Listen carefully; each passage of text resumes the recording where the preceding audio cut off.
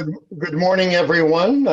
Welcome to the meeting, the public meeting of the Governance, Communications, Human Resources Committee of the Toronto Community Housing.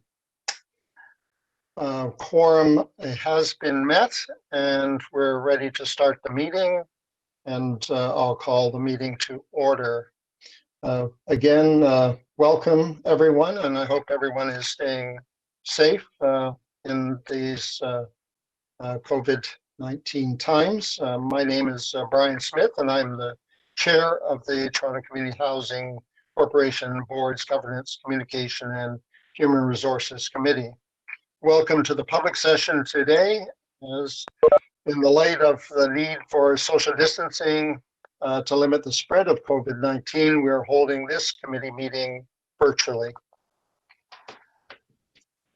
First, I'd like to begin by acknowledging that the land that each of us is on as we hold this virtual meeting is the traditional territory of many nations, including the Mississaugas of the Credit, the Anishinaabe, the Chippewa, the Haudenosaunee, and the Wendat peoples.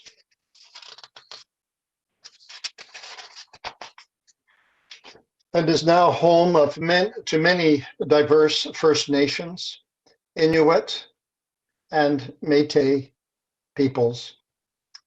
We also acknowledge that Toronto is covered by Treaty 13 with the Mississaugas of the Credit. As was the case in our July 21st meeting, we are conducting this virtual meeting using online platform provides for continued effective governance and decision-making. None of the committee members are in the same room because we are continuing to practice physical distancing to limit the spread of COVID-19. During the public session, several items will be brought forward for the Governance Committee's information. They include updates from our efforts to enhance corporate diversity and inclusion.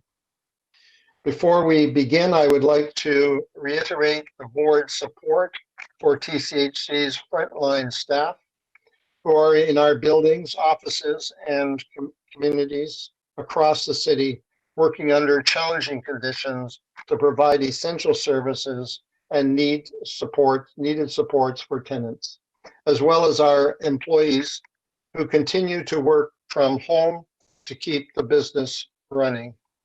And again, I would just like to recognize that we've been, I think, fairly successful in maintaining our staff in a safe environment. The Toronto Community Housing is doing its part to support the city's effort to protect public health and limit the spread of COVID-19. And on behalf of the board, I would like to thank everyone at the company for stepping up during these extraordinary times. Thank you for all of your efforts and for living our values of putting tenants first.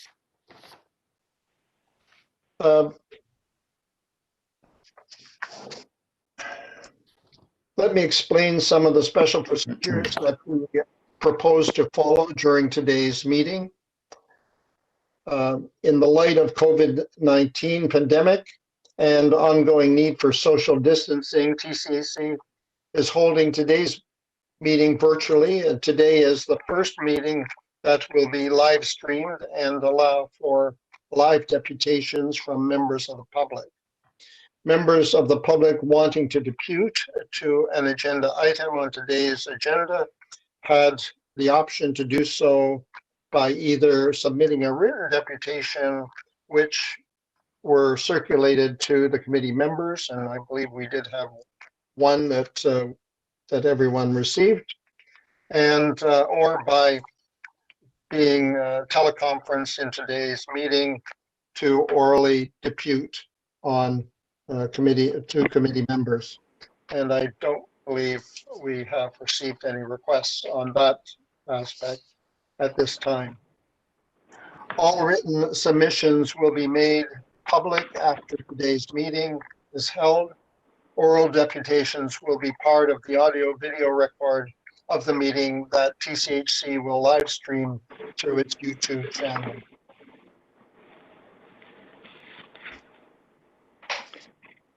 Dara, I do not believe we have anybody who has asked to depute online. Is that correct? Yes, that's correct. We did receive written deputations from Cheryl Duggan in relation to 5 matters on the public agenda today. Those have been distributed to members of the committee, and we will post them along with the meeting materials following the conclusion of the meeting. Do we need to ask if there are any questions from board members on that deputation? Well, I'd like to. Sorry, can I'll just make one comment? Is that appropriate time now to do that, Darrell? Certainly, if committee members have questions or comments with respect to process, I'm happy to hear them. We can deal with the substance of those deputation items either now or when the committee considers the agenda items to which they relate. Brian, I just have one comment. Sure. So the deputant made a point of illustrating that the agenda had not been posted a week in advance. And Dara, I don't know if you, I mean, we did just get this, I think it was last Thursday, which is the Thursday before a long holiday weekend. I mean, there wasn't that much on the agenda, so it was pretty manageable, but I mean, she raises a valid point that a little more time would have been welcome. She does. I acknowledge that the agenda for this meeting got posted somewhat later than we wanted to have it posted. There was one item that we were trying to get finished for the agenda. So we held off initially on posting the agenda with the hope that we would have that item prepared for it. And ultimately, that delayed the posting of the agenda, and we'll avoid that in the future. Is there anything preventing you from just posting most of the agenda and then adding something that you can't do that, eh? Okay. No, sorry. Nothing prevents us from doing that. We will, and in the future when we run into that kind of circumstance, we'll endeavor to get these things out there earlier so that people have enough notice to consider them. Absolutely. Okay. All right, thank you. And we can always later amend the agenda. Correct. Okay. So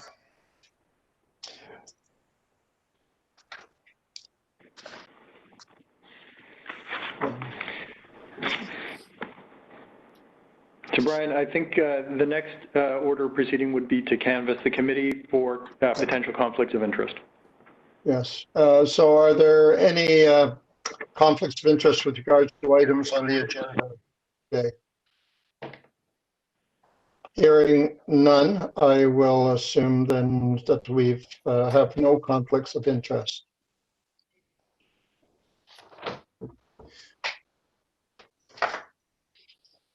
So Dara, I'll move approval of the Brian, I'll move approval of the public agenda. If that's what's next. Okay. I'll second Brian. Okay, thanks, Debbie. Sorry, I'm just going to ask about item 8, which is the board evaluation.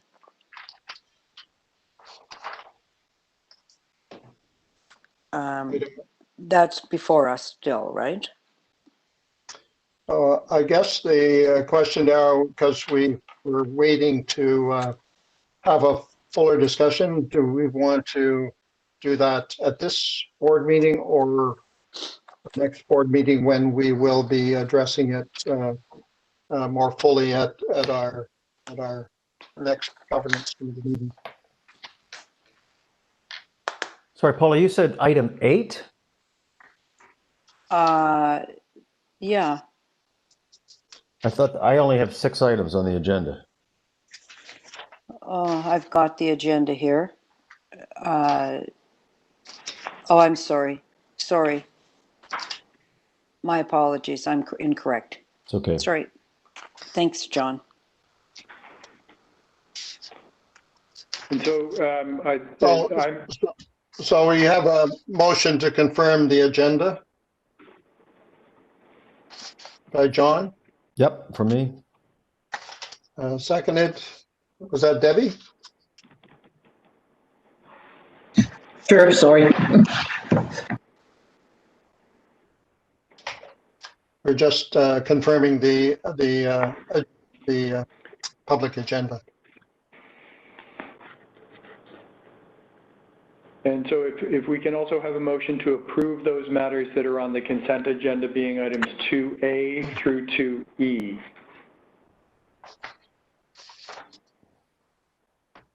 So moved by me. Okay, And a seconder, Ms. Douglas? Thank you.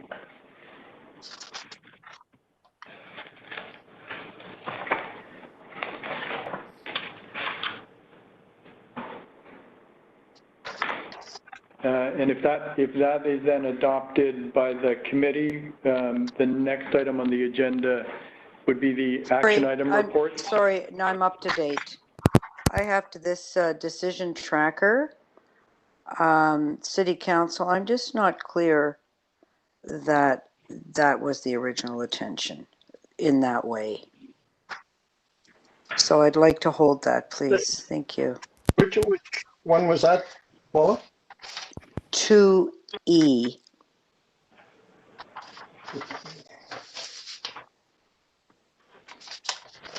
So if we could then have a motion to adopt or approve the items on the consent agenda being items 2A through 2D, and then we'll hold 2E. So we had a motion by John, seconded by Debbie, if that's Yeah, that's fine. fine, and we're holding item E. All those in favor? I see Ms. Douglas, Mr. Campbell, Ms. Fletcher, or Councillor Fletcher, your camera's not on. Can I have your vote? I understand. Yes, my vote is yes. Thank you. And Mr. Smith? Yes. Thank you.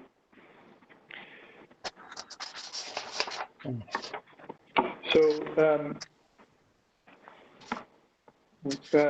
Councillor, you had questions with respect to item 2E on the agenda, which is the council tracker document. I believe that that report comes from Ms. Vietz, and that she and Bintone are in the meeting. If you have questions for them related to this matter. Yeah, this was something that I had asked for. I'm just going to speak to the board, that to capture what's coming from the city.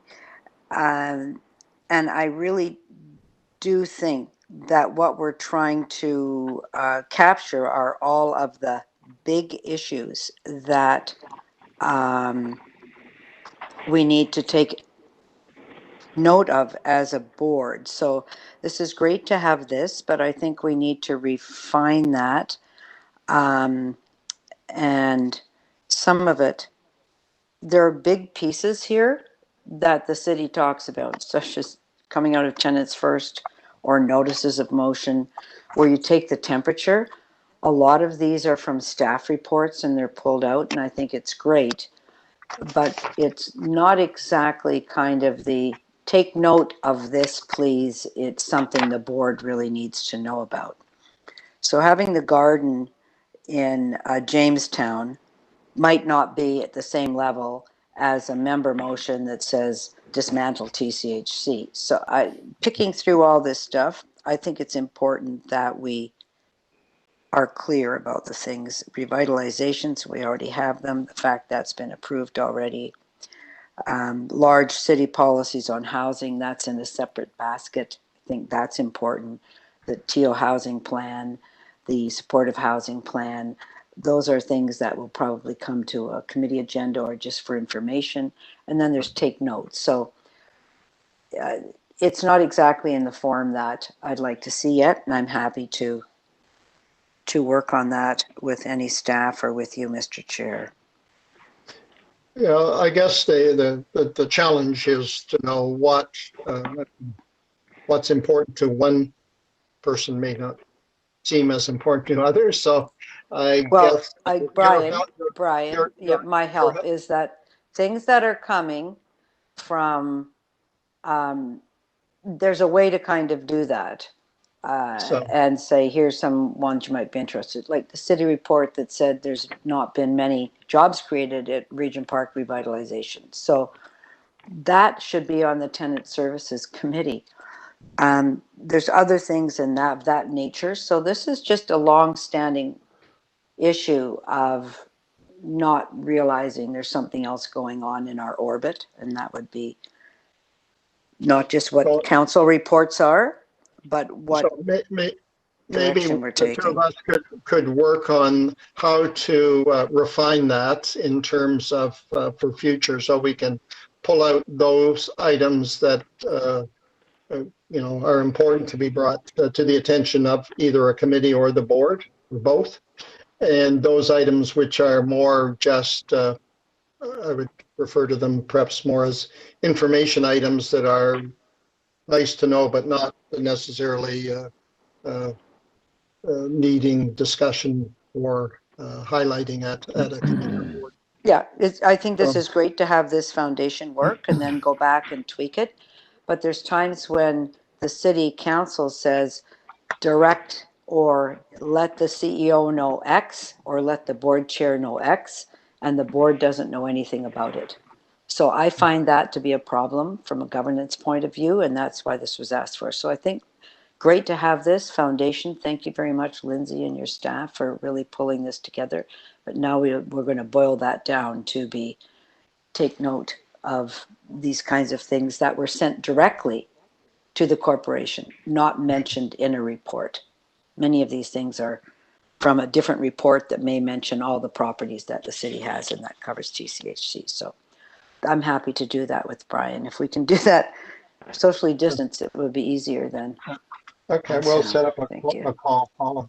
Thank you. So I do note that Lindsay is in the meeting. Did you want to comment, Lindsay, on? Yeah, no, just through you, Mr. Chair. Appreciate the feedback. This is our first check at this, and recognizing that we can streamline it a fair bit and make sure that we're raising the items to council, to the board and the committee's attention that are most relevant. So definitely would appreciate Councillor Fletcher and Brian, your input on how we can improve the document. Thanks. No, Thank you. that would be great. I'm taking reference of the fact that when a motion or something says direct the city manager to tell the CEO X or Y, or to tell the board chair X or Y, Yeah. it's beyond me why we wouldn't get that as the board. Mhm. So we never get that. We're in the dark, and that's what has to change. So this is good. This ongoing conversation's fantastic. And I'm happy to work with Brian and you, Lindsay, to Thank you. boil That's this great. down. We'll make maple syrup out of sap. How's that? Sounds good. Great, thanks, Paula. So, so that was item E, I believe. So So don't have refer that oh, back. Referring that back But to E. So I don't have a formal motion for the committee's consideration for this matter, but I understand that the committee's direction is to receive the report for its information and to refer the format of the report back to the board chair and TCHC staff to develop in relation to future reports of this type. No. Yeah. It's to refer, if you'd like to receive for information, it's not the board chair that we're asking to do that. Sorry, it's committee the chair. committee chair. Sure. And to highlight the direct correspondence from the city to the board, which is different. Okay.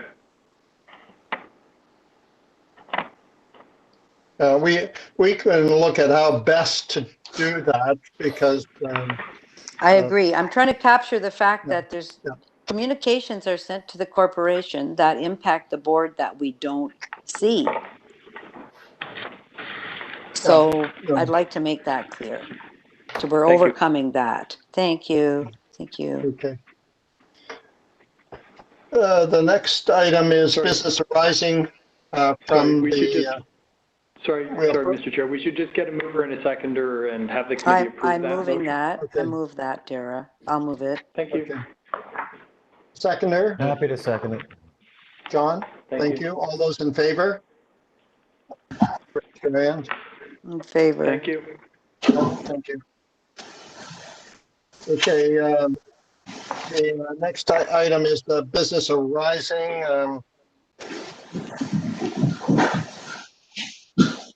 So I Oh can, my I can God. speak. Oh, please, please, Sorry, who's ever for- clashing around, please. Just going to ask for those not to Someone's be running if you could- water. It sounds like somebody's doing their washing or something. I won't comment, but it wasn't me. Sorry, folks, that's my daughter in the kitchen. I just realized I was not muted. Okay. I'll let her know she interrupted our meeting. Okay, so we're in item 3. So item 3 is the report on business arising out of the public meeting minutes and action items. And there's 2 matters on that list. One is to provide the committee with information on the external counsel roster and expiry date. I've provided a briefing note that's tucked in behind the action item list that just provides a brief outline as to the manner in which TCHC has in the past maintained a roster of external firms in relation to matters where we don't typically maintain in-house expertise given the nature of the matters involved. Some of them are matters that we rarely deal with. So, for example, we don't on a regular basis deal with issues related to energy law, except in a very specialized context. Others are matters where, given the nature of our relationship with third parties like insurers, we have a roster of general litigation counsel, and others are areas of law in which we maintain external counsel to supplement the in-house knowledge that we have. So when it comes to landlord-tenant law, we had previously maintained external counsel to provide that advice while at the same time maintaining a staff complement that deals with that advice as well. And the purpose of having external counsel is that sometimes it's better to get a second opinion from an external resource so that it's not informed by simply that we've always done it that way mentality. So that we maintain those external counsel in those areas for a number of reasons. At present, we are commencing discussions with procurement staff to refresh the roster. The last roster that we had was expired and has been extended over time and has been used as a reference, but it's no longer active at this point in time. So we're going to start up that process. The roster is a useful tool so that we have those folks available when we need to, so that we're not going to have to go through a recruitment process to retain external counsel every time one of these issues comes up. The second item that is on the action item list is just an undertaking that I've given to reach out to city clerk staff to engage them in discussions to ensure that we're, from the city clerk's perspective, meeting our open meeting requirements. I have reached out to city clerks in that regard, contacted John Elvidge in the city clerk's office, and I've asked if he's expressed an interest to me in having those discussions. I've asked about his availability later this month to pursue that discussion in depth, and as those discussions continue, we'll report back to the committee. Thanks, Sarah. Are there any questions? Yes, I do. I have a couple. Just on the roster, and I see it's the list of firms, or I don't see a list of firms. I just see the areas of law that we would have a roster on. Where is the list of firms and how often we're using them, Dara? So the Current roster, the roster was a public process. I can if the committee is interested in knowing who was on the previous roster, I can provide that information to the committee. There was a public invitation process that was. Didn't you say it's extended? I've said at this point in time it's expired, but it's being used as a reference when we need to go to external counsel. So the formal the formal rules of the roster were that it would be in place and tie firms to a fee that they would an hourly fee that they would commit to for that period. Right now that process has expired and we're about to restart the process with procurement staff. But I'm more than happy to provide the committee with information as to who was on the previous roster if the committee wants it. So actively now, there is no roster. So when you went to Hicks Morley, they weren't on the roster, or were they on the roster? I'd have to go back and check. I'm not sure that labor and employment law is an area where we have had a roster firm. I can go back and check and see who was on the previous roster at that point in time. And there is a firm I don't see the HR firms that have been consulting here. And there's one firm, I understand, been on the roster. Sherrard Coots, I think is the name. I don't see an HR listing on that. So I think that they would probably who are they? They would be captured within the employment law listing on the roster if they were on the roster. I don't think we differentiate between human resources law and employment law. Sherrard Coots is a Toronto firm that provides management side employment law advice. And have been to TCHC. So I think it's, that would be good to know some of this and to refresh the roster as quickly as possible so people are officially doing business for us. And thank you for catching this, Dara. It's kind of a serious situation. Brian, if I may, Dara, how long do the firms stay on the roster? What's the period of time where the fees are guaranteed? So it was a multi-year roster that I believe was put in place in 2015 and had a 3-year term. It was then extended for another year, as I understand it, and has been used as a reference while not formally in place when decisions are made to seek external counsel. To be clear, the roster is not the only process through which TCHC can retain external counsel.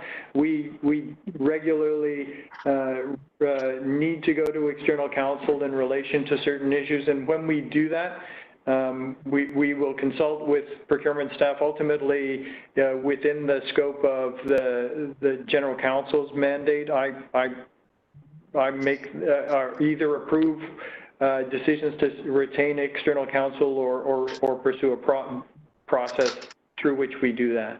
But the roster, the specifics of the roster, which would tie the firm to an hourly fee that they would charge during the term that they would exist on the roster, it's that piece of the puzzle that has now expired. So when we go to firms now, they're not tied to that hourly rate that they committed to as part of the roster process. Okay, thanks for that. And you're starting the new process now. Is that what you're saying? Okay.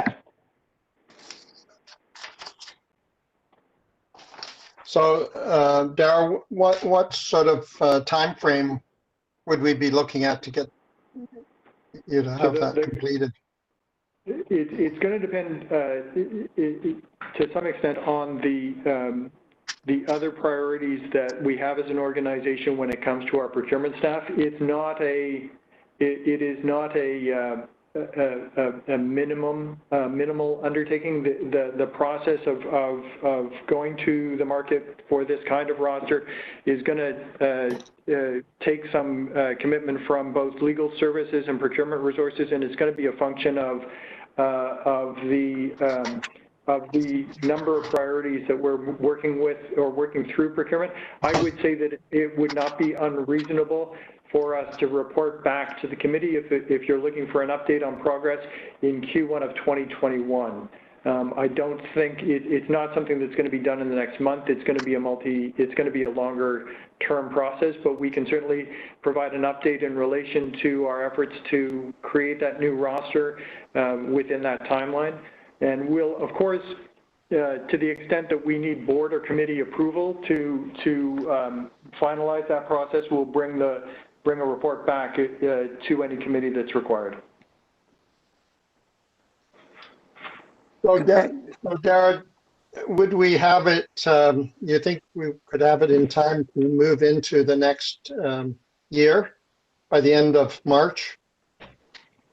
By the end of March.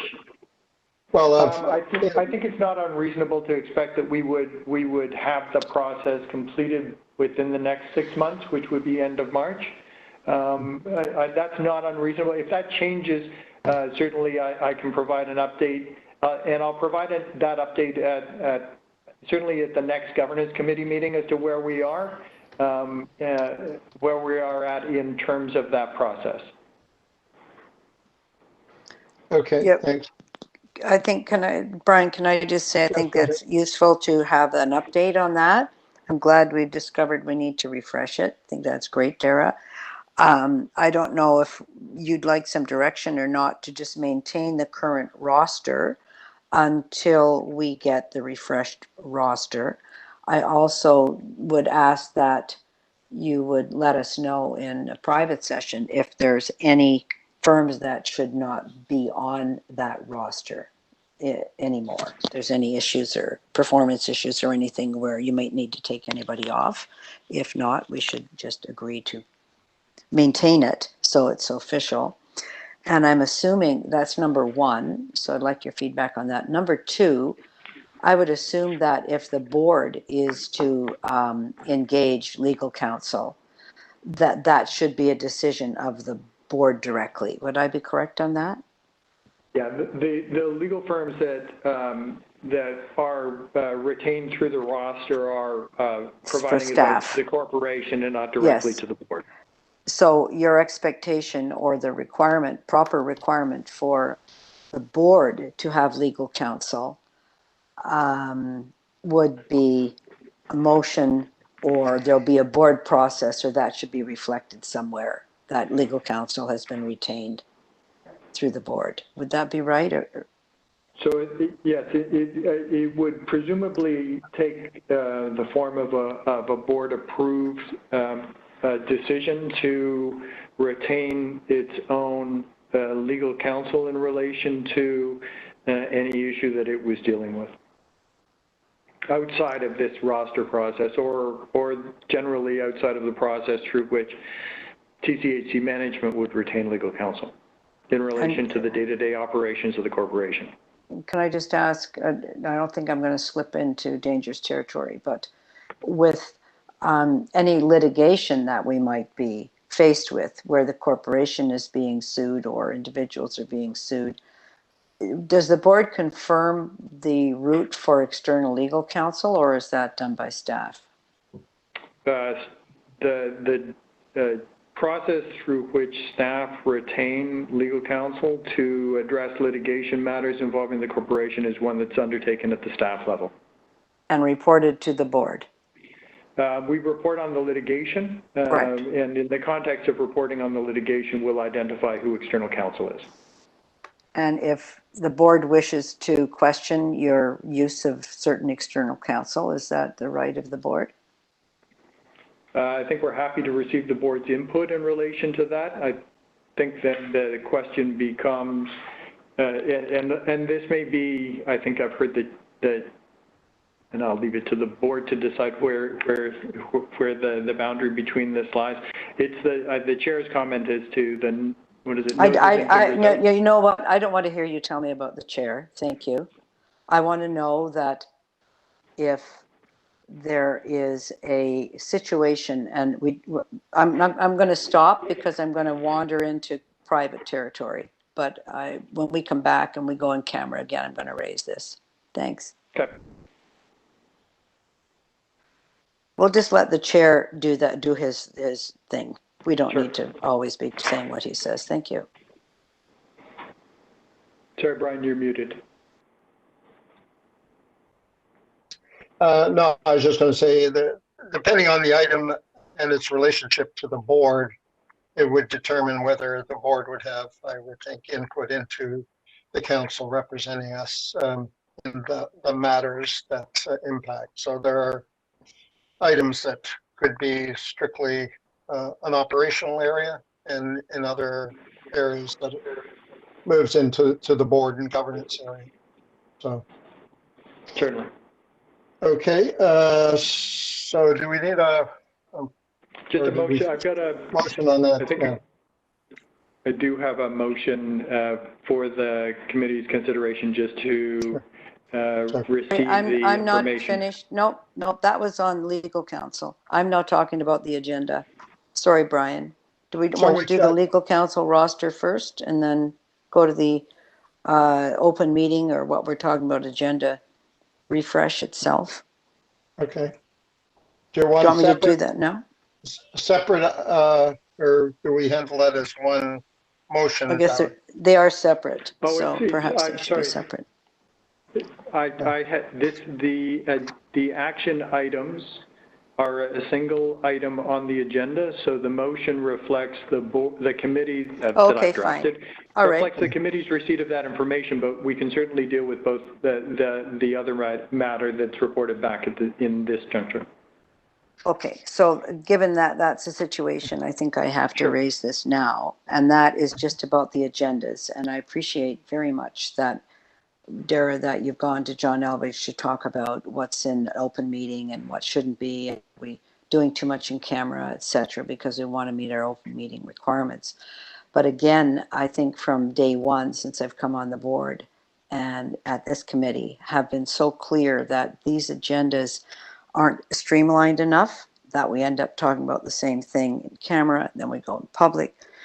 And I'm interested in this committee looking at an agenda refresh that simply makes it a little easier to get around. And I totally appreciate the fact that we've taken out, we only have 2 types now. There used to be 3, deep in camera, in whatever, and public. So I think that's a real, we've moved forward a lot under your leadership, Dara. Thank you very much. But I do think we should just be looking at if there are, and I think it's pretty good, but we should continue talking about if this is optimal agenda territory or not, because it is the same way things have been done over and over and over and over. So, Dara, will that information come back after your conversation some more with the city, or? But that's not what I'm Absolutely. saying, Brian. No, that's Okay. open meeting. That's an open meeting requirement. I'm just talking about, in general, the format and how that's working for us. I mean, that would have been the format of the agenda wasn't even a question on the board survey. It wasn't a question on our board survey. So I don't want to be cranky today, but I just find that we're always trying to push the envelope a little bit to get to something that's more streamlined. And maybe everybody thinks that the agenda is fantastic, in which case I'll just stop. But I think we're still refining it. So I'd like to keep that on the action items. Sure. I think, and we you. can continue to work at streamlining it to make sure as much as possible should be in the public session. Thank you. And yes, thank you, Brian. Okay. I'll move that. I'll move the action items then. I'll move those. The seconder, Debbie, thank you. All those in favor? Received. Thank you. Thank you. Okay. I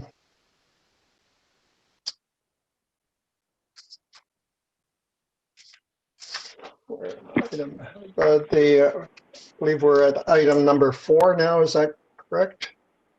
That's correct. missed something else. Item 4 is diversity and inclusion efforts within TCHC's Human Resources Division, which is put forward for the committee's information. So there's that report. I don't know whether there's going to be any staff that's going to comment on that, or can we just move right into the discussion? Mr. Chair, Vishnu Ramsamush is in the meeting and is prepared to speak to the report, or we can move to questions. We're in your hands. Great. Yeah, please,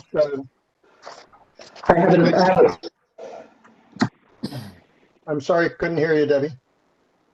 If there's no staff speaking to the issue, I have some questions and comments.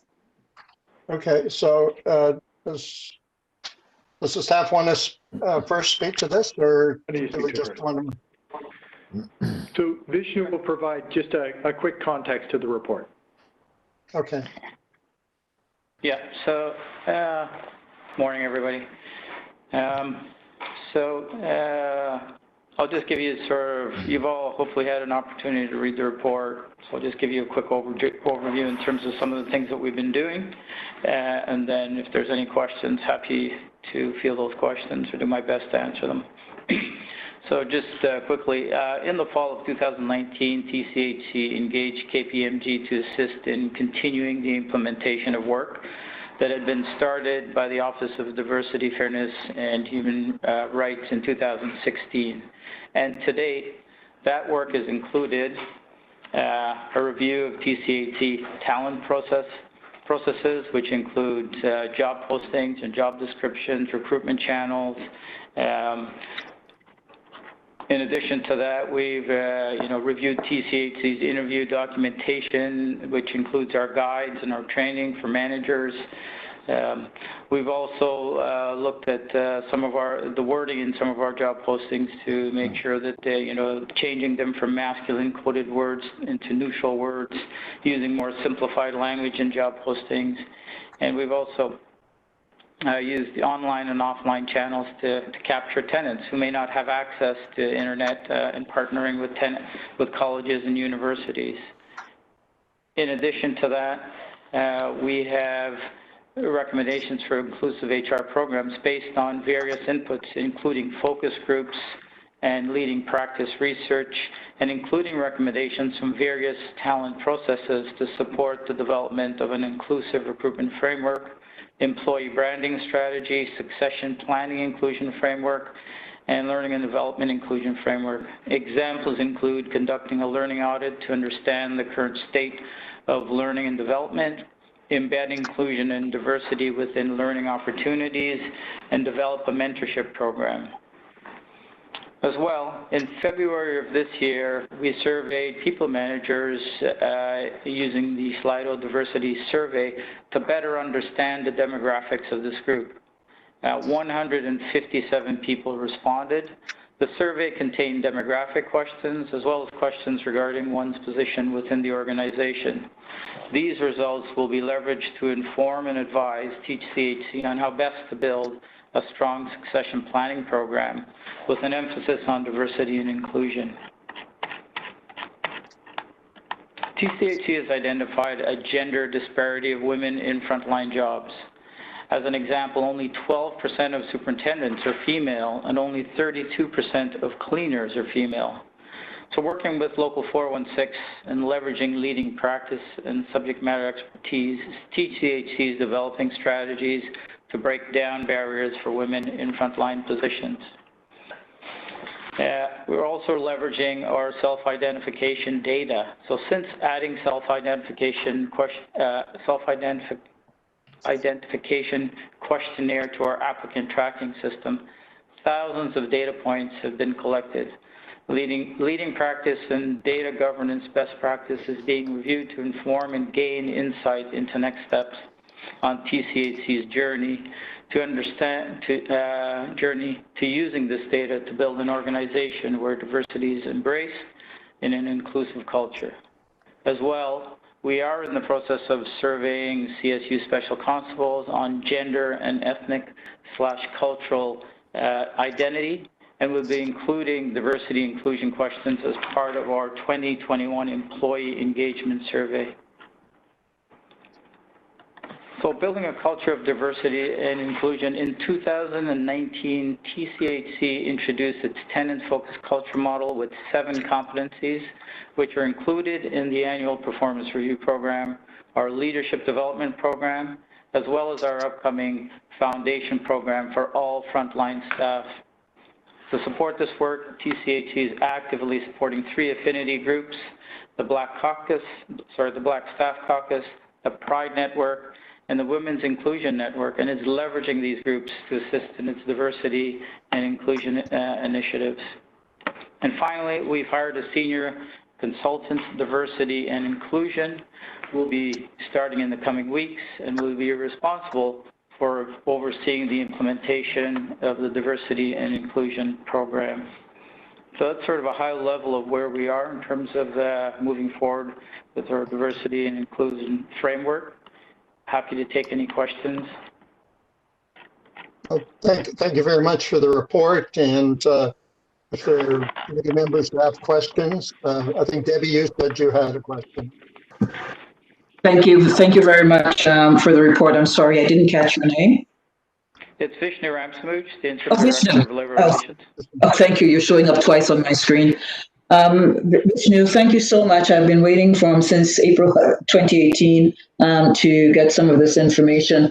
But the survey that's presented in the report, which survey is it? Is this the management survey? Yes, it is. Okay. And so what would be helpful is to have the positions next to the names, because I think in your report you talked about people that folks identified where it was in the organizations that they worked. I think it's telling, and this is a change I would want to see as you get ready to roll out the 2021 survey, is that you don't have whiteness on here. There is no category for white. And so this is part of the concern that I've had with whiteness being normalized. And so part of this exercise is to talk about everyone within TCHC, right? It isn't normal people and then everybody else who is racialized.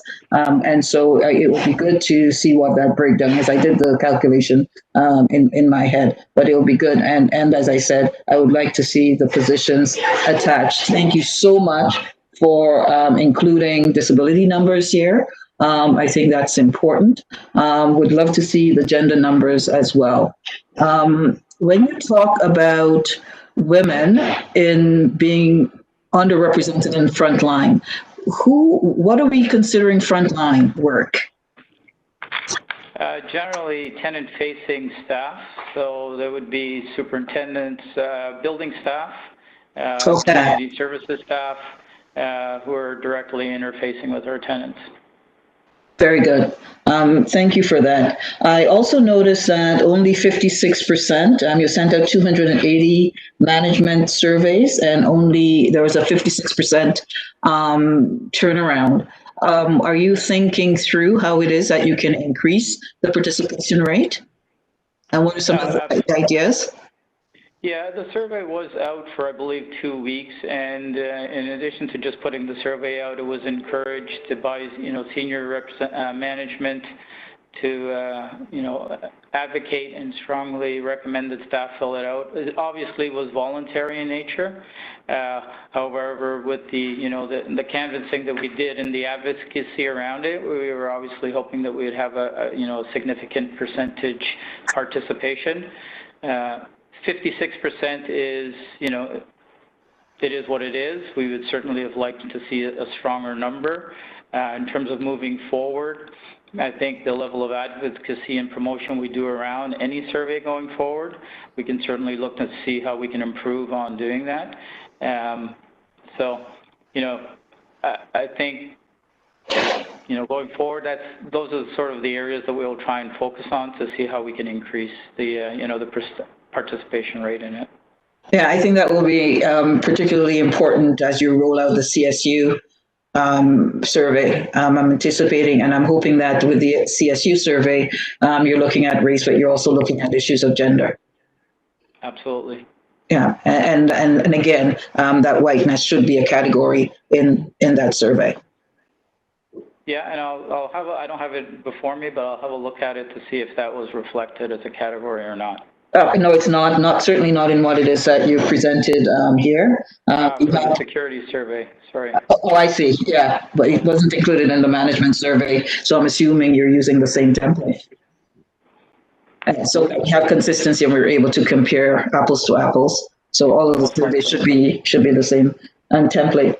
When will we be able to get? Because I'm very interested in this management survey. When will we be able to get this information back to us? Maybe at the next governance meeting that has the position attached to it, to the numbers. I'll take that away, Debbie, to see whether that information can be segregated out of the survey that way. And if we can, then certainly we'll try to bring that back to the next meeting.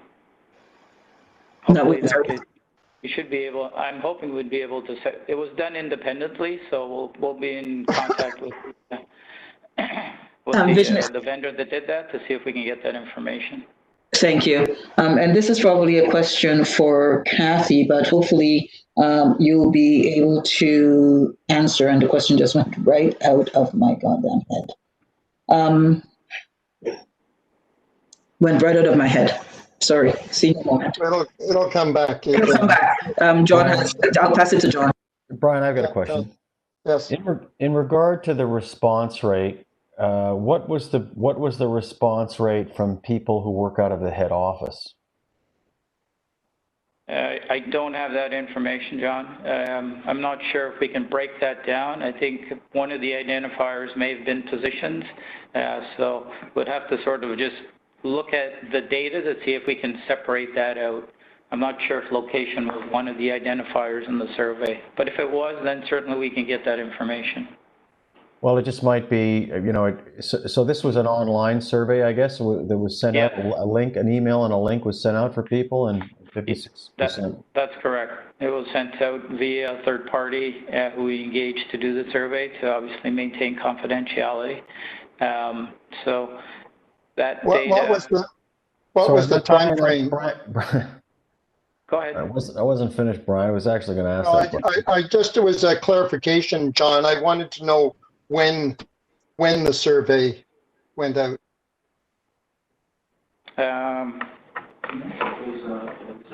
Between February and March. It was between February and March this year. Okay, sorry, John, for interrupting.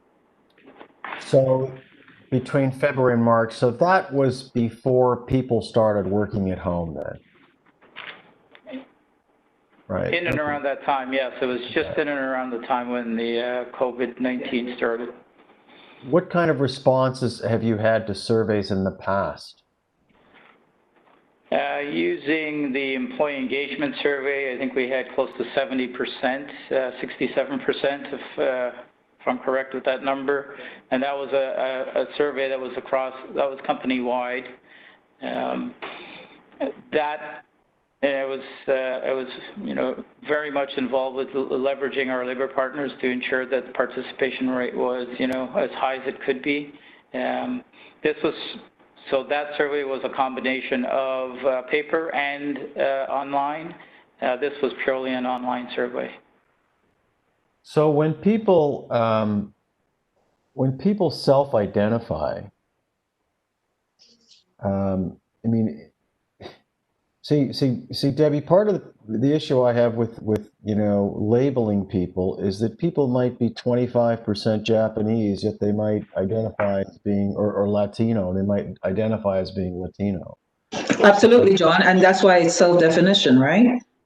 So folks tend to identify how it is that they are perceived. So it's not about being able to break out categories. So for me, as my child who is 50% Italian, white, but identifies as a Black woman, because that's how she presents. So it's not about separating your individual self. That's not how race and racial categories work, unfortunately. Well, fortunately. Right. So for me, it's not about the percentages. It's about how do I identify, and as I say, How do you see yourself? Okay. Exactly. Yeah. Okay. Yeah. But John, that explains. But for me, the concern I have with the culture, given that this is all wrapped up in organizational culture, is somehow whiteness has been normalized here once again, so that white folks don't have to identify themselves racially, right? Which is something we're trying to move beyond. Well, I guess you assume that the none of the above is the rest of the people who are white, right? So 52% identify as of particular ethnic origins. The rest are not identified. I suppose then you start breaking down what whiteness is, you know. But you don't have to break down what whiteness is. Whiteness are folks of European descent. StatsCan has a definition for whiteness the same way it has for what it usually calls visible minority, the same way for what it calls indigenous, right? Okay. So that's what's been used here, and so it's to use those categories. And I'm hoping, Vishnu, that you're hearing what the concern is here. Because I think it's a conversation that needs to happen within your shop. And that reminds me of the question that I wanted to ask, that in your notes, you talk about hiring a senior consultant, but also in your notes that pre-2017, I believe, you had an office that paid attention of equity and human rights and inclusion and diversity, all of those words, and that was disbanded. Don't think we have the time to talk about why it was disbanded, but I am concerned that we've moved from an office. My question was, do you know how many people at that time was in that office?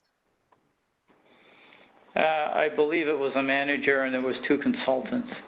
Okay, so there's a concern that we are moving from an office of 3 people now to 1 person who would be responsible for what looks like a plan, quite a robust plan in terms of moving and shifting the culture within the organization.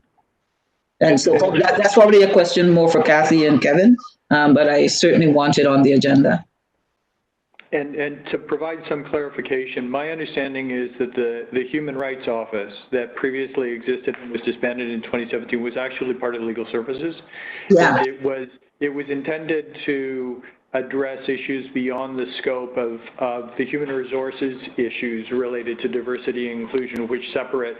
So it would deal with issues raised by tenants as well as around their interactions with TCHC.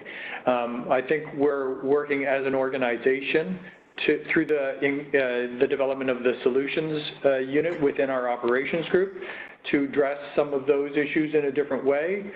We are working closely in legal services with operations staff as part of the whole restructuring process to ensure that our frontline staff understand and appreciate what their obligations are under the code when it comes to our interactions with our tenant staff. So the diversity, the senior consultant that I think is contemplated in this report is specific to our human resources practices. It doesn't mean to say that these issues outside of human resources aren't relevant and important, because we recognize that they are. Thanks for that, Dara. I just have one question, and Debbie, I agree that the whiteness needs to be, but is there also a category for those people who decide they don't want to declare?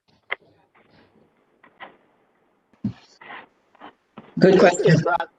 Is that a normal process that you've seen? And I guess, Vishnu, asking you, is there a category for people who say they do not want to identify themselves in any way? I'm going to just have Amzad speak to that. He has a copy of the results. Hi, everyone.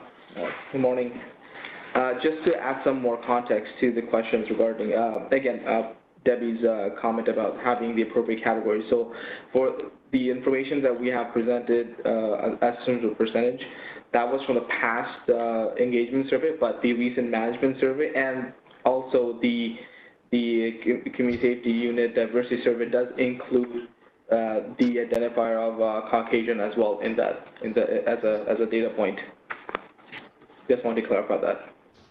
I'm sorry, I missed that. So the information about white European descent people exists, but you didn't report it out to us? Is that what I just heard?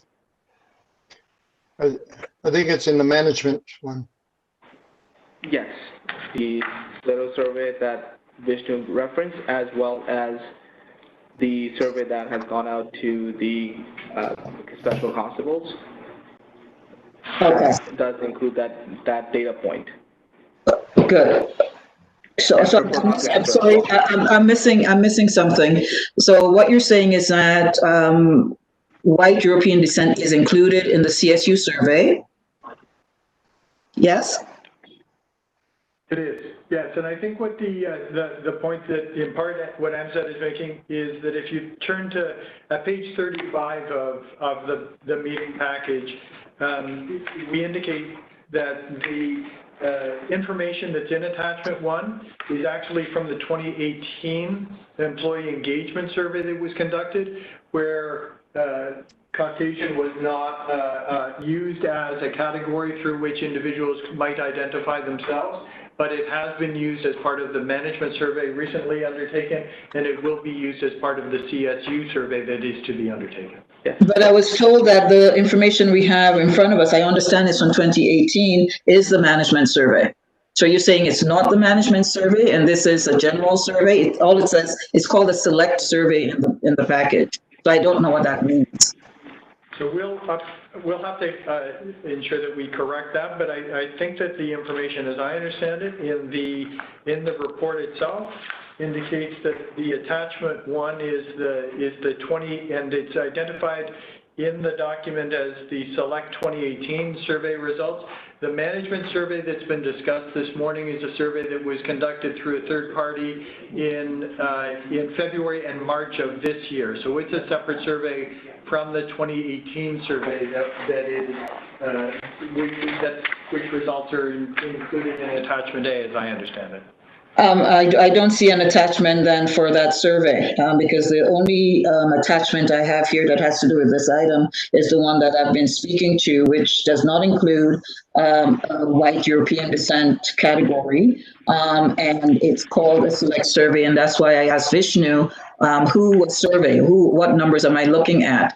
Because then it made no sense then if this was a management survey, as Vishnu has said, that it doesn't include the where in the organization these folks are working. So I'm just trying to get clear what it is that I'm looking at. Clear what this is. So let us take that away, and we'll report back as to the results of the 2020 survey and how it compares to, or whether it's reflected in attachment 1. We'll clarify that for the committee and the board and report back. Yeah, and Vishnu, I certainly hope you're not using the term Caucasian in your survey as opposed to white/European descent. Caucasians are from North Asia. Again, we'll confirm that. Thank you. Thanks, Debbie. Brian, Yes, Paula. it's Paula. I just have the office that was disbanded. Who was to take on those functions then when that human rights office was taken apart in 2017, question 1. And 2, who authorized that? Did the board authorize that, or was that a management decision? So I'm not in a position to provide that information at this point in time. I don't know the answer to that question. Well, I'm happy to look into it and report back. Maybe somebody there does, though, Dara. I don't know the answer to that either, Paula. I think that was a decision that was made at the time. So let's just determine how that decision was made, if that decision was confirmed by the board at the time.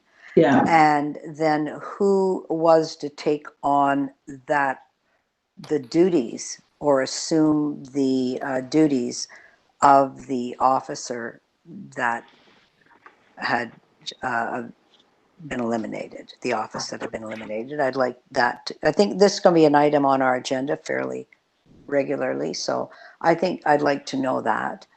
And that is my fingers aren't in, but I think the board should understand this is a fairly significant position to have been eliminated.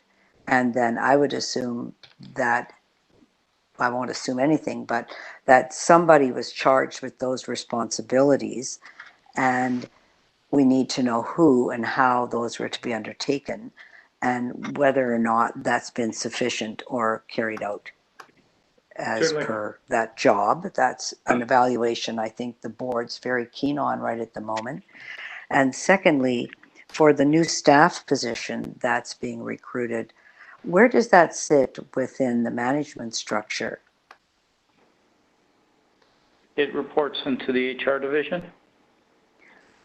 And I think that So does that person report directly to Kathy? Sorry, Brian, I didn't hear the question. Does the person report directly to Kathy? It reports into the Director of Talent Management. So that's not Kathy. No. Oh, I see. It's a junior position. We're just calling it a senior consultant. That's correct. Wow. Diversity and inclusion. So the board, this is a position that has been determined through management. Is that correct? Let's just walk through and figure out. The board didn't approve. Did the board approve this position or this level of position, or if this is just being, we're just being informed? I don't think that the board has been asked to approve the position. It's an initiative that's being undertaken through our Human Resources Division in order to address issues related to diversity and inclusion insofar as they I get all that, but right now we still have HR reviews in front of us. So I think that given the nature of this position, given the reviews that the board's undertaking, I think, and given the fact that we are trying to be seized with this issue, and Debbie, I certainly, and you, Brian, both of you, in trying to drive the issue of equity in hiring and in approach in the organization, that this is actually a fairly significant position to be being put in. And as part of your reporting on how you're managing anti-Black racism, equity in the organization, to me, this is one of the bedrock features. We've taken out a separate division and now we're bringing someone in, but at what level that person has authority or oversight is, to me, having heard that, that's not good enough yet. So this is part of a bigger discussion. It's not transactional, it's transformational.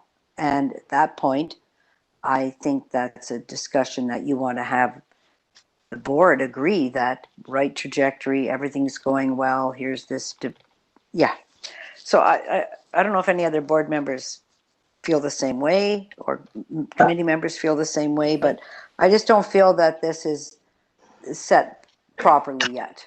Yeah, absolutely. And I'm being really careful about us not, getting involved in operations, but certainly there is direction from the board to make equity a priority in our HR. And I don't think the expectation was for a junior position within HR for this position.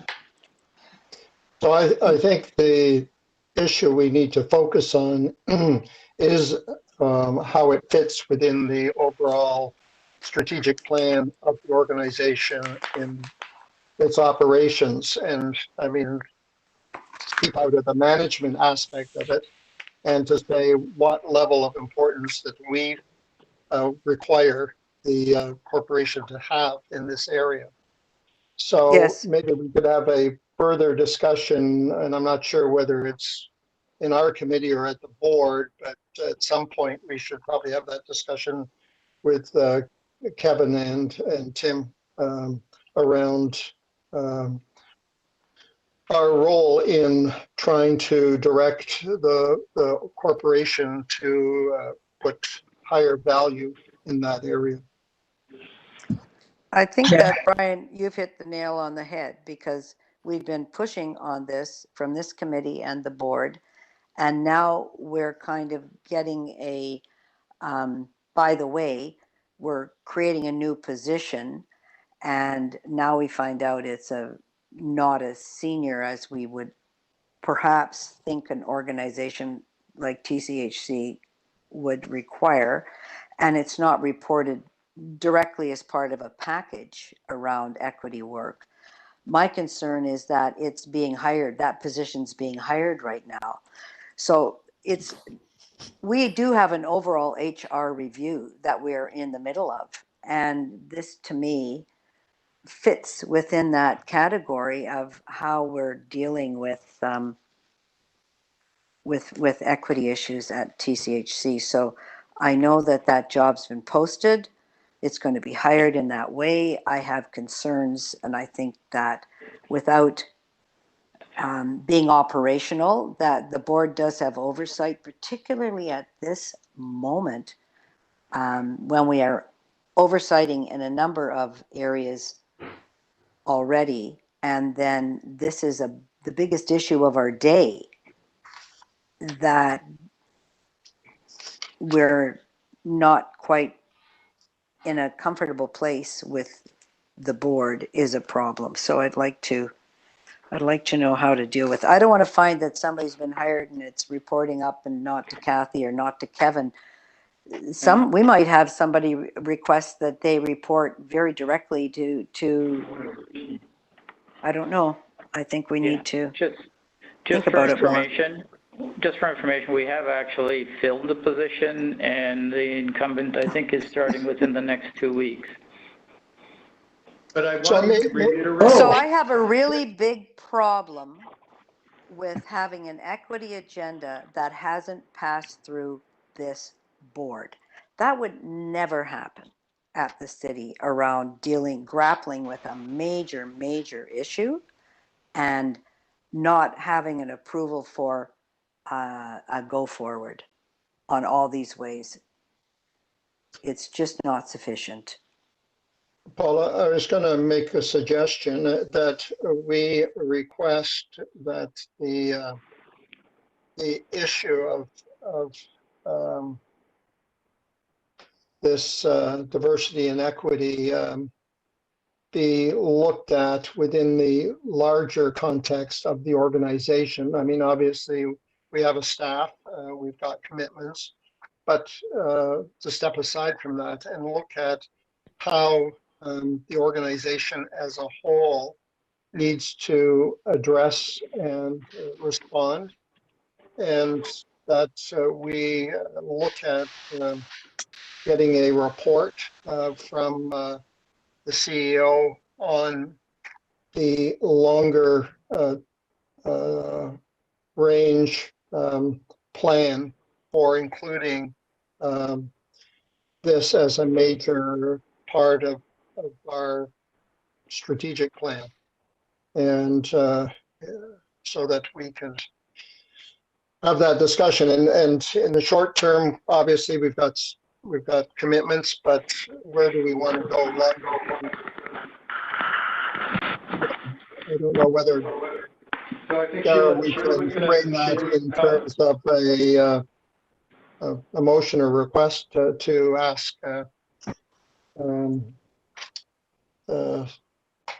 basically Kevin to report back on the longer term vision for developing a diversity and equity strategy across the organization, and not just, obviously we've got staff coming in place, and I guess it's a small step forward, but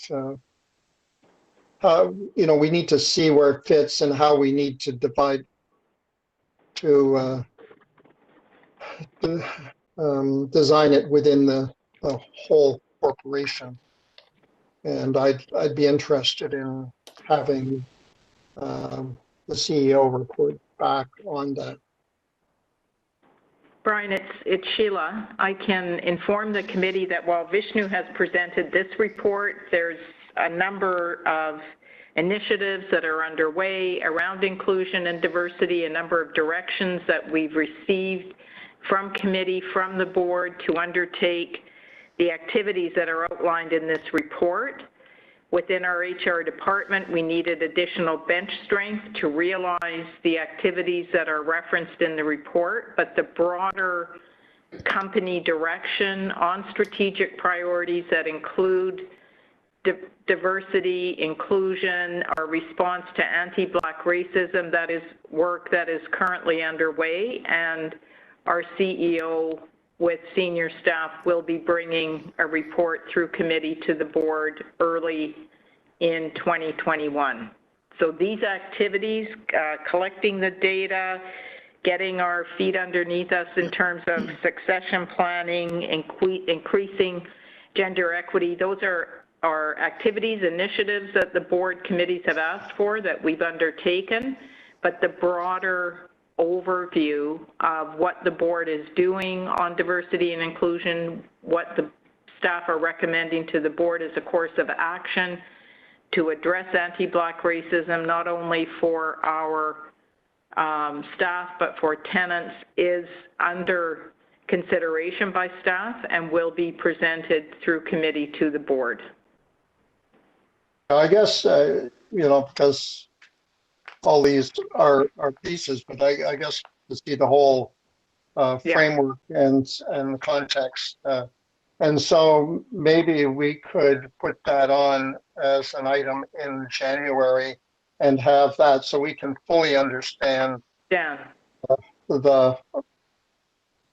how all the policies will be operationalized and how it fits within the organization, whether it's a department, whether it's within certain areas having certain responsibilities, and at what level those responsibilities are and how they report up and out. That's right. And I believe that committee and board have made it clear to us that diversity and inclusion, while they're significant pieces of work that have to be undertaken through HR to advance those programs, that diversity, inclusion, confronting anti-Black racism go beyond our HR department and need to be thought through for the company as a whole. So we are working on that. Good to hear that, Sheila. So also wanting then, when Kevin is reporting back in January, the piece that Dara talked about earlier in terms of how is it that, what is our capacity to respond to issues like anti-Black racism and other racisms in the corporation, given that that office no longer exists in legal. Exactly. Given that the group was disbanded, right? So we need to understand how it's going to be operationalized. Correct. We will do that. Yes. I am just back at everybody again, saying that we are reviewing HR practices as a board and that there may be some synergies here or information that we haven't had in the past. Absolutely.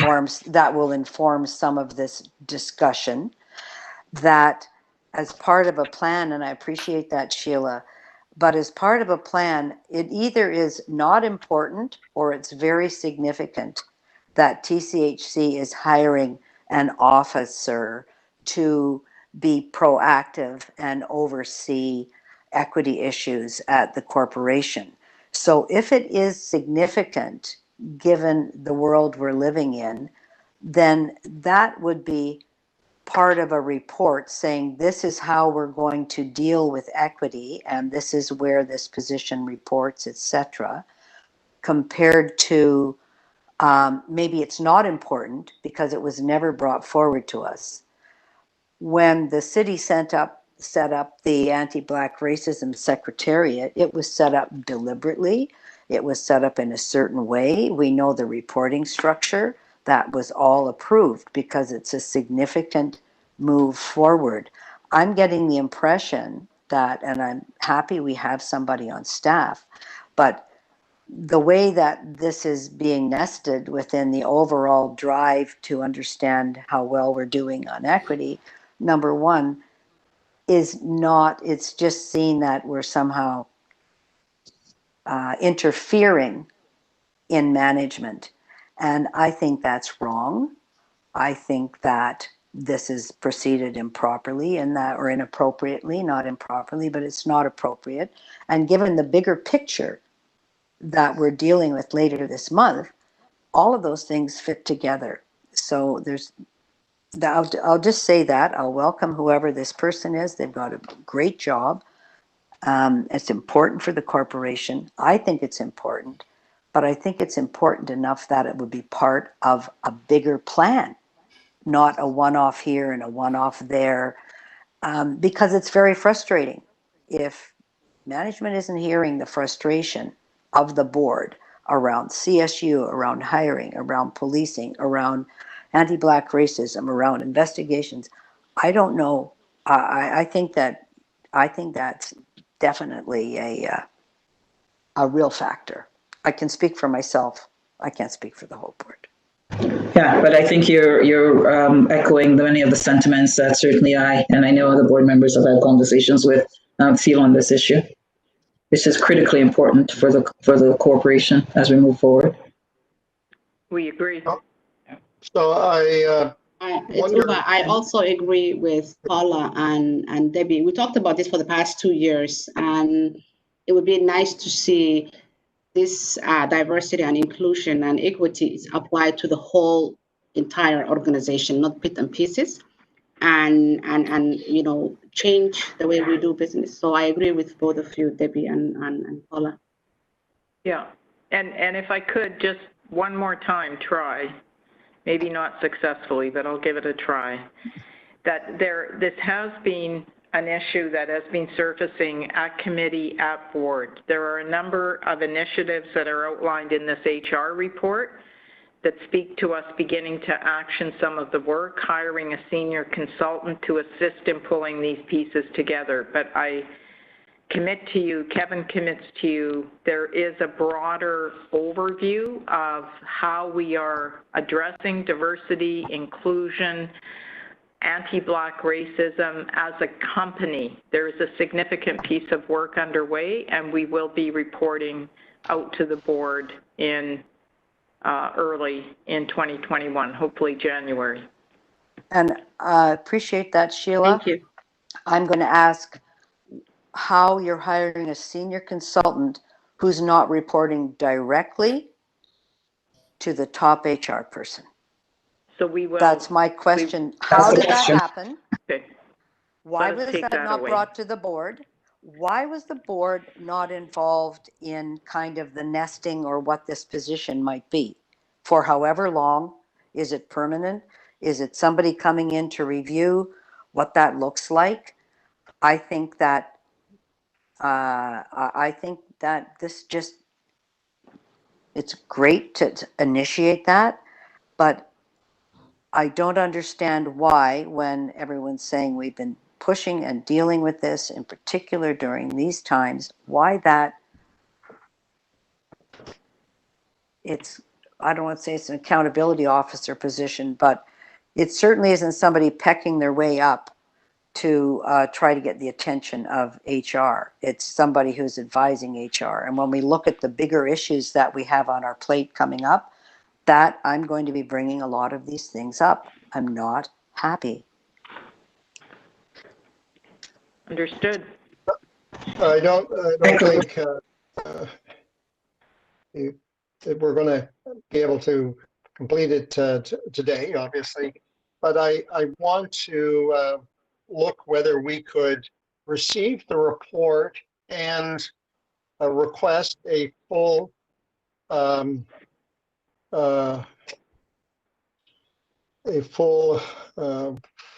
company-wide strategy, diversity, inclusion, confronting anti-Black racism be put in front of the board in January. In January, yes. Thank you for finding the words that I was trying to find. So could we add that? I mean, we've had a good discussion this morning, but obviously there's a tremendous amount more to discuss. And would if I put that motion forward, Derek, I'd look for someone to second it. I'll second your motion, Brian. Darius looking confused. I'm just trying to put together the words, but I certainly understand, and I heard Sheila's comments. If the committee is comfortable that we will act on that motion, which as described by Sheila, I won't go through the process of putting something up on the screen, but I understand the direction is not just to not just to receive the report for its information, but to return to the board in January of 2021 with an overall corporate strategy to address the diversity, inclusion, anti-Black racism issues on an organizational basis. Yeah, and I'd like to say report to the committee operationalized on a draft. Yes, Before you bring the report. to the board. So report to the board through governance? I want to see the scope of your report before you bring the report. So that can happen anytime because you seem to have that all organized. So basically, I think what Paul's asking, we'll see drafts as they're coming forward. No, I want to see the draft scope of work for the report, and then make sure that everything's there for the report. Yeah. Before January. Yeah, so Sheila, you've said that that exists. So if we can have it at our next meeting, that would be great. I'm assuming we have a next meeting next month? We can provide an overview for the work that we're undertaking that outlines what it is that we're looking at. I'm calling that a draft scope of work. Yes. Because this will be very reflective on our board, whatever this is going to be. This is very much a board-driven exercise in my mind. So the parts that are board-driven, then we'll get that done. And not only the activities as outlined in the report, but also the planned resourcing of it in terms of staffing. Yes. I quickly, and you'll excuse me if it doesn't completely capture the committee's intention, but I've quickly tried to reflect what I understand the request to be in this document. Does that accurately reflect what the committee is requesting? We want language around confronting anti-Black racism and other racisms. Yep. Yeah. Confronting anti-Black and other racisms. Confronting anti-Black racism.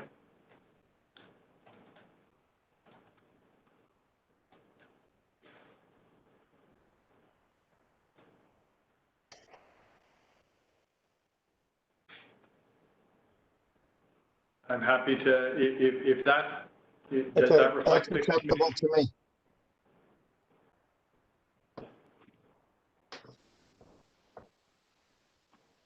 If that's the case, can we have a mover and a seconder?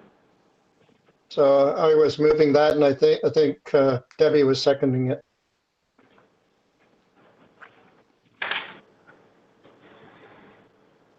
Okay.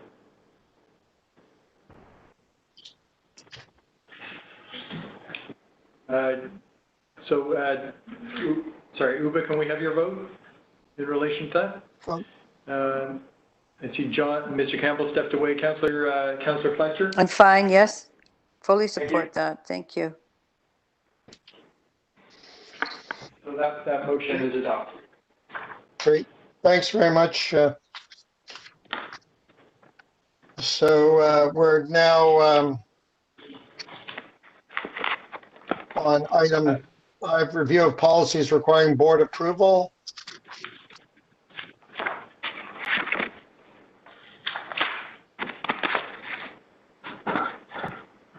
So I don't know if the committee has any specific questions. I'm mindful of the time and the commitments that committee members may have outside of the work of the committee. I don't know if the committee wants to hear summary comments in relation to this matter, or just want to move directly to questions. We could move directly to questions if that's okay.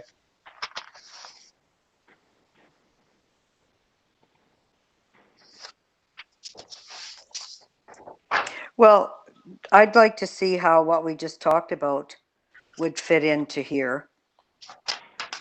How would you fit that in here?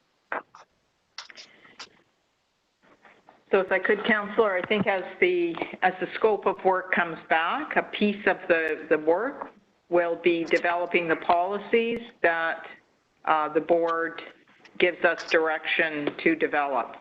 No, that I mean of the criteria. Where would you place this?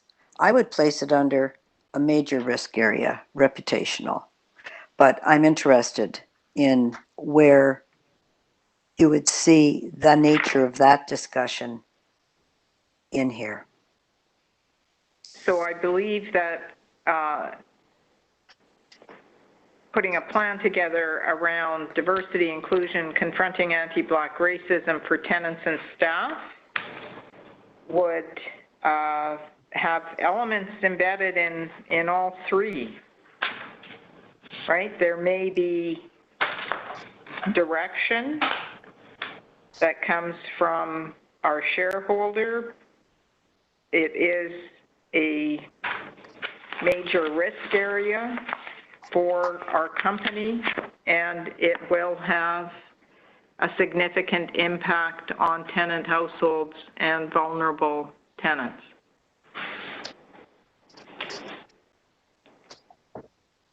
Okay. And I would just add that this is normally a report that comes much earlier in the year.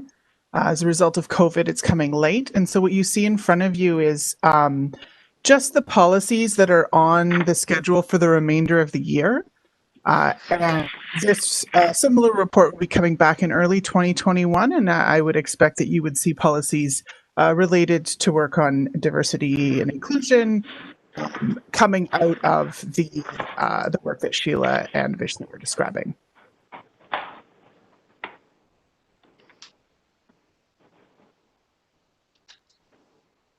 Okay, thank you. Okay, other questions?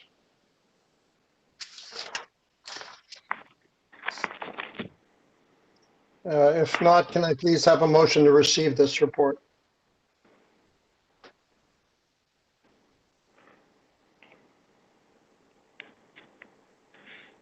Debbie? Moved by Debbie. Do I have a seconder? I'll second it. Uba Paula? seconding. No, let Uba second that. That's fine. Yeah, I second. And Councillor Fletcher, can we have your vote? Yes. Thank you. Have we lost John? I'm just looking at the screen. He seems to have stepped away for a moment. Okay. So the next sorry? Keep going. The next item on the agenda is an update on the status of TCHC subsidiaries. And essentially this is providing to the committee an annual update on the status of the work that we are doing in relation to subsidiary corporations of TCHC. In a nutshell, we continue to work towards the dissolution of a number of our subsidiaries. That work has been impacted by COVID and some resourcing issues that existed earlier in the year but have now been addressed. And that I think our timeline for the dissolution of Access Housing and Dawn Mount and are such that we expect those companies to be dissolved by Q1 of 2021, and in accordance with previous communications that we've had with the board in relation to those issues. And we provided the board with additional information in relation to some of the activities related to Alexander Park Development Corporation and Toronto Affordable Housing Fund as well. Are there any questions? Yes, I do have a question on it says that we're looking to sell the energy company, and then it says we're going to merge the energy company. So could I just have a clarification with that one, please? Which one? Is it the same thing that you're meaning, or? I think it's fair to say we are exploring a number of options in terms of what we do in the future with Regent Park Energy Inc. We are in discussions with Toronto Hydro, the city, and the city, and Create in relation to that organization, that's a TCHC subsidiary, and at this point in time, what we're looking for is an option in terms of the future of that organization that best serves TCHC's needs. So whether it takes the form of a merger or a sale, we'll consider whichever option looks based on our assessment to best serve our interests. The interests of TCHC. Could you explain what Toronto Community Housing Enterprises Inc. is, please?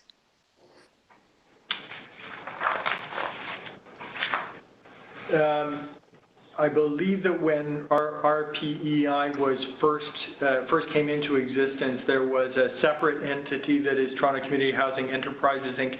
that was a subsidiary of RPEI,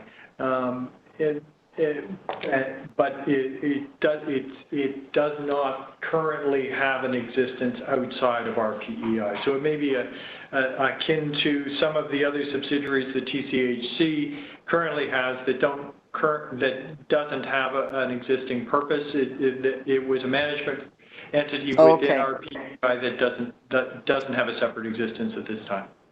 So the merger is in order to sell both of them. Any plan that we would presumably come back with would address both of those organizations and not just one. Yes.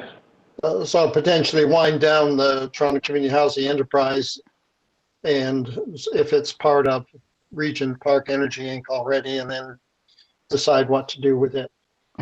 Yes. Okay. And the other subsidiaries aren't listed, the 15 other ones. What are they, please? I'm afraid I don't have that information at my fingertips So right now. why don't you just, when this goes to the board, please, Dara, package in the 15 that you're also looking at. There's a lot of subsidiaries here. Can you do that? I can absolutely do that. The recommendation in this report is that GCHRC receive the report for its information. It wasn't anticipated that the report would go on to the board. Okay, then maybe next time you can let us know what they are. I think while we're hiring a new CEO, a lot of these subsidiaries, there are so many of them, it's so cumbersome, and our CEO needs to be focused on tenants and being a good landlord, not the Regent Park Energy Incorporation, not all of these other things. So we're just phasing out. We've already lost the housing connections out of TCH. It's gone to the city. That was a big one. We've closed down HSI. We've merged that into under our COO. There's a lot of things that we're doing to push the corporation back to its prime mandate. And I think it's instructive to see what all the development corporations are. And if things are going to create TO, what's the status of those subsidiaries?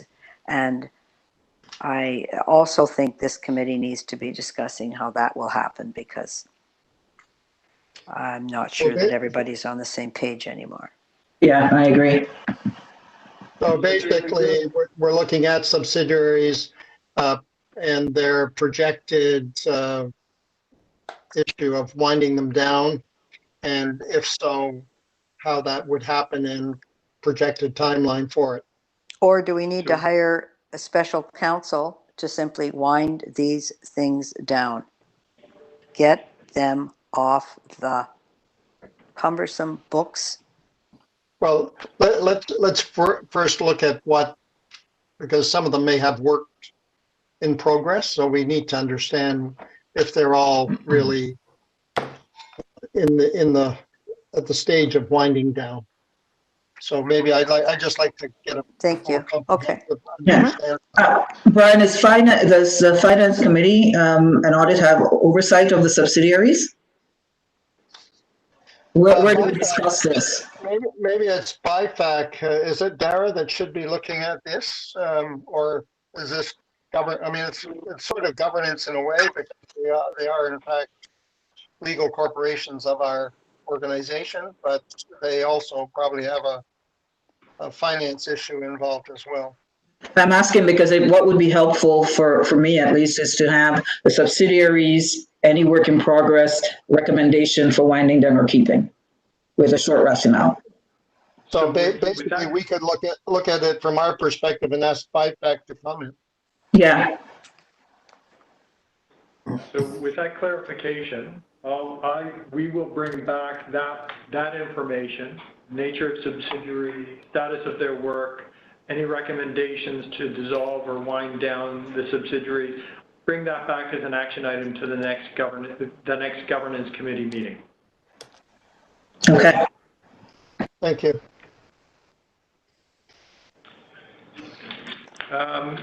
That is, I believe, the last item on our public agenda. Are there any other items that anyone wants to raise? Yeah, I would just like to understand where the tenants' first plans get discussed. So I understand that the RFP for the single families, that's at a certain committee, that's not at our committee. But all the legal issues in moving the development arm out, is that within our purview, or we should be being advised of those things, or is that somewhere else, Dara? Can you tell me that, please? My recollection is that the board has requested a regular report back at every meeting on the status of tenants first, and directed that at the same time that there be a regular report to Tenant Services Committee in terms of progress towards implementation of tenants first. The Tenant Services Committee, these issues aren't tenant issues, they're development issues associated with the subsidiaries. I think we should be clearer on all of that. Maybe the board needs to be getting this information as we get closer. Well, there's the two areas that we've had direction on. One is the development area and a feedback on its and the discussion with the city, and the other is on seniors as well, right? So those two areas. We have seniors, we have the development portfolio, and we have the Yeah. single family homes as Okay. bedrock pieces.